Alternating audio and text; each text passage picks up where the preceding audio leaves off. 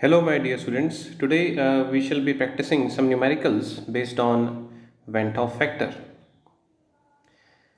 ठीक है, जैसा मैंने आपको बताया था went of factor is actually जिसको आप आई से इंडिकेट करते हैं, ये आमतौर पे इलेक्ट्रोलाइट्स के लिए जो है उस केस में इसकी इम्पोर्टेंस बढ़ जाती है कि जब आपका डिसोसिएशन या एसोसिएशन का केस होता है और वो भी पार्शल या जो है डिसोसिएशन एसोसिएशन होता है, तब ये और भी ज़्यादा इंपॉर्टेंट हो जाता है।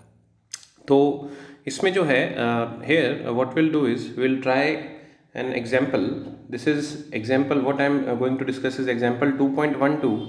It's a solved example in NCERT, solved example of NCERT book, and it's a very good question. This will help you to understand what how these questions are tackled, which are related to Van't Hoff factor.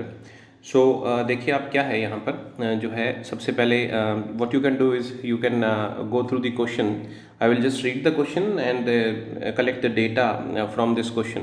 So starting I will read the question. It's given that 2 gram of benzoic acid. Okay, so the given data is that you have been given W2, that is mass of solute, that is 2 gram, and it's specified कि यहाँ पर जो है आपका जो solute है वो solute जो है बेंजोइक एसिड है. बेंजोइक एसिड देखिए ये होता है बेंजोइक एसिड, बेंजीन रिंग के साथ में COOH ऐसे लगा होता है.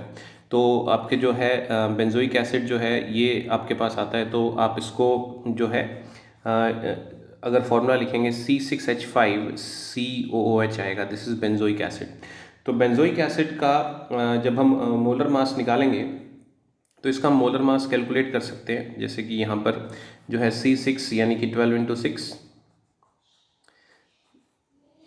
ओके, उसके बाद 5 hydrogen atoms into 1, then again 1 carbon, then 2 oxygen, and then 1 hydrogen again. So the total would come out to be 122 grams per mole. So in this way we can we also know the, since it's the solute is specified, तो यहाँ पर जो है हमें पता है कि आपका सोल्यूट कौन सा है, तो सोल्यूट का मोलर मास भी हमने निकाल लिया. दैट इज़ 122 M2 हमें पता लग गया 122 ग्राम्स पर मोल. 122 ग्राम्स पर मोल हमारे पास यहाँ पर M2 है. उसके बाद उसको कहता है 2 grams of benzoic acid is dissolved in 25 grams of benzene. इसका मतलब यहाँ पर आपके पास जो सॉल्वेंट है वो है बेंजीन और उसका गिवन मास है 25 grams. ऑल्दो मुझे पता नहीं यहाँ पर मुझे मोलर मास सॉल्वेंट की ज़रूरत पड़ेगी कि नहीं पड़ेगी, लेकिन मैं डेटा इकट्ठा कर रहा हूँ अपने पास. तो यहाँ पर ये जो है मेरे पास बेंजीन का मोलर मास होता है 78 grams पर मोल. ये बात मुझे पता है. उसके बाद नेक्स्ट आता है इसके बाद इसमें ये कहता है shows A depression in freezing point, shows a depression in freezing point equal to 1.62 Kelvin. So यानी कि आपको डेल्टा TF दे रखा है, it's given 1.62 Kelvin. So 1.62 Kelvin आपको यहाँ पर दे रखा है. उसके बाद आपको जो है इसके अंदर और क्या चीज़ दी हुई है, यहाँ पर आपको KF दिया हुआ है बेंजीन का. KF is 1.62 sorry 4.9 Kelvin kg per mole. That's the unit of this freezing point depression constant. What is the percentage association of acid? Okay, यहाँ पर आपको पूछा है अल्फ़ा परसेंटेज में पूछा है आपको. जैसे अल्फ़ा मैंने आपको कल बताया था फ्रैक्शन में आता है, मगर फ्रैक्शन को आप 100 से मल्टीप्लाई कर दोगे तो वो आपकी परसेंटेज आ जाएगी. If it forms a dimer in solution, यानी कि आपको n की वैल्यू दी हुई है यहाँ पर, ये एसोसिएशन का एग्जाम्पल है और डायमर बना रहा है.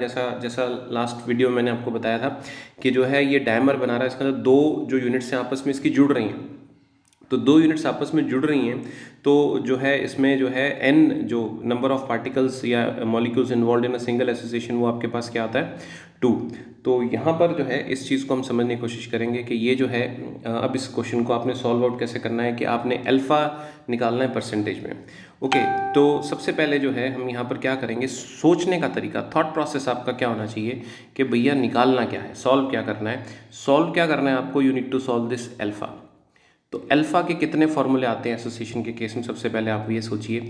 अल्फ़ा का आपको एक ही फॉर्मूला आता है, alpha is equal to i minus one upon 1/n-1, क्योंकि ये एसोसिएशन का केस है तो ये ही एक फॉर्मूला आता है। अब इसमें आप देखो नेक्स्ट थॉट प्रोसेस चलता है, भाई विलेन कौन है, क्या चीज़ है जो अपने को नहीं पता। तो देखो इसमें अल्फ़ा तो अपने को सॉल्व करना है, ठीक है, तीन ही वेरिएबल्स है इसमें, आई, एन और अल्फ़ा। तो अल्फ़ा तो अपने को सॉल्व करना है, एन अपने को पता है, एन के आपके पास 2, आई बस एक ही विलन रह गया यहाँ पर, एक अकेला विलन रह गया यहाँ पर, वो क्या है, आई। और अगर आपको आई पता होगा, ये आई क्वेश्चन मार्क है, अगर आपको आई पता है यानी वेंट ऑफ फैक्टर अगर पता है तो अपना काम हो जाता है आसान। दैट्स इट, आई की वैल्यू सॉल्व करो, आई निकालने के बाद इस फॉर्मूले में आप वैल्यू डालो तो अल्फा आपका इजीली सॉर्ट आउट हो जाएगा, ठीक है। तो हम इसको देखते हैं कैसे, कि सबसे पहला टारगेट हमारा रहेगा आई को सॉल्व करने का। तो इसको ज़रा हम सॉल्व करने की कोशिश करें। तो इसमें क्या चीज़ आती है आपके पास कि जैसे सबसे पहले सबसे पहला काम क्या करते हैं हम कि यहाँ पर जो है जो फॉर्मूला आता है मुझे आई निकालने के लिए, आई के लिए सोचने का तरीका बात करें, आई के मुझे कितने फॉर्मूले आते हैं, एक तो alpha is equal to i minus one upon n minus one, और दूसरा होता है क्योंकि ये कौन सी कोलिगेटिव प्रॉपर्टी का क्वेश्चन है, ये फ्रीजिंग पॉइंट डिप्रेशन का है, तो उसका मुझे जो फॉर्मूला आता है वो जो है मुझे एक ही फॉर्मूला आता है और वो फॉर्मूला है delta T F is equal to i into K F into m. अब मोलैलिटी को एक्सपेंड करते हैं तो W2 upon M2 into W1 upon 1000, इस तरीके से ये हमारे पास यही एक फॉर्मूला मुझे आता है। अब इसमें क्या है कि इसमें बेसिकली मुझे करना क्या है कि मुझे वैल्यूज़ पुट करनी है, ठीक है। तो मैं एक एक करके जो जो मेरे को वैल्यूज़ पता है इसमें आप ध्यान से देखना। डेल्टा टी एफ मुझे पता है, delta T F is given 1.62 kelvin, 1.62 kelvin दिया हुआ है। आई जो है ना, वो आई मुझे यहाँ पर सॉल्व करना है।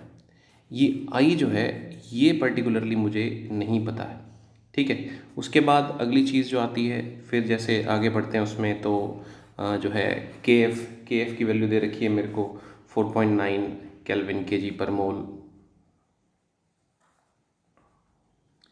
ठीक है। उसके बाद मुझे आपने W2 बता रखा है, यानी कि आपका weight of solute that is 2 grams. उसके बाद आपने मुझे भी न्यूमरेटर में ही चल रहा हूँ यहाँ पर, उसके बाद मेरे पास ये 1000 आ गया, 1000 ग्राम्स पर किलोग्राम ये इसकी यूनिट होती है, ठीक है, डिवाइडेड बाय, तो ये मेरे पास आई आ गया, के एफ आ गया, W2 आ गया और 1000 आ गया। नीचे मोलर मास ऑफ सोल्यूट वो हमने निकाला था 122 ग्राम्स पर मोल और multiplied by weight of solvent जो है आपके पास था 25 ग्राम्स। तो अब आप देखो, अगर आप ध्यान से देखोगे आपके जितनी इस न्यूमेरिकल की जो क्वांटिटीज़ हैं उसमें से सिर्फ एक आई नहीं पता आपको। सो दूसरा एक चीज़ और इम्पॉर्टेंट होती है कि यहाँ पर जो है आप एक चीज़ और हमेशा चेक करना, न्यूमेरिकल में एक हैबिट बनाइए कि जो है you always place the units along with the values, तो थोड़ा सेफ रहते हैं कि कहीं कोई मॉडिफिकेशन तो नहीं है, कोई चीज़ में आपको दिक्कत तो नहीं है, तो वो आपको बड़ी आसानी से समझ आ जाती है। देखो जैसे इन दिस केस होगा क्या, यूनिट्स जो हैं वो कैंसिल आउट हो रही हैं कि नहीं हो रही, ये मैं बड़े आराम से चेक कर सकूँगा ताकि मेरे पास सही, क्योंकि आई जो है वेंट ऑफ फैक्टर वो रेशियो होता है, उसकी कोई यूनिट नहीं आनी चाहिए। तो ज़रा मैं चेक कर लेता हूँ कुछ रह तो नहीं जाता। देखिए जैसे ये जो है केल्विन से केल्विन कैंसिल आउट हो गया, उसके बाद जैसे ये ग्राम से ये ग्राम कैंसिल आउट हो गया, एक ग्राम से एक और ग्राम कैंसिल आउट हो गया, पर किलोग्राम से किलोग्राम कैंसिल आउट हो गया, पर मोल से पर मोल कैंसिल आउट हो गया, यानी कि फाइनली आई जो मैं सॉल्व करूँगा वो एक डायमेंशनलेस क्वांटिटी आएगी। इसका मतलब ये हुआ कि I am going in the right path, जो है मैं सही रास्ते पर जा रहा हूँ। तो इसको जो है अब जो नेक्स्ट स्टेप में जब मैं सॉल्व करूँगा तो सॉल्व करने के बाद जो आई की मेरे पास वैल्यू आएगी, i will be equal to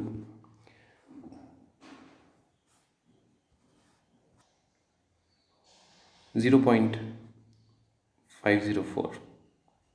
तो ये मेरे पास आई की वैल्यू आ गई। अब इस आई की वैल्यू को मुझे जो है जो अल्फ़ा वाला फॉर्मूलेशन है उसमें इनपुट करना है। तो नेक्स्ट स्टेप क्या रहेगा, मेरे पास फॉर्मूला था अल्फ़ा एसोसिएशन केस में is equal to i minus one upon 1/n-1। So इसको मैं सॉल्व करूँगा तो अल्फ़ा आई मेरे पास आया 0.504 -1 अपॉन जो है यहाँ पर 1/n की वैल्यू थी 2 -1।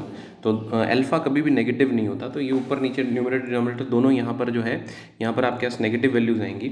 और फाइनली इसको जब आप सॉल्व करोगे तो आपके पास क्या, अल्फ़ा की वैल्यू आ जाएगी 0.994, लेकिन क्योंकि क्वेश्चन में परसेंटेज एसोसिएशन पूछा है तो इसको आप 100 से मल्टीप्लाई कर दीजिए एंड जो है the answer would be 0.994% approximately.